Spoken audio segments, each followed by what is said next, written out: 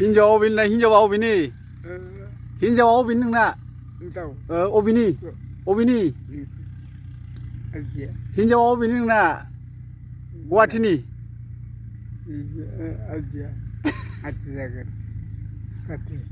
सालथे जागोन एसानिखौ लागोन सालथे जागोन एसाजो हा सालथे जागोन आरो ना माला जागोन हाबाया मेसेङाव मेसेङाव अमाया बाप बारे अमाया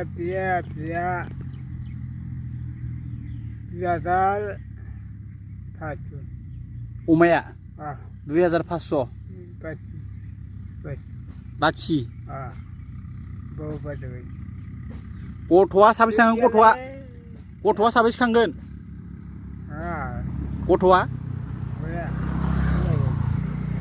गथ'आ साबेसे खांगोन गख'आ सानै ना साथाम ना सानैल' गख'आ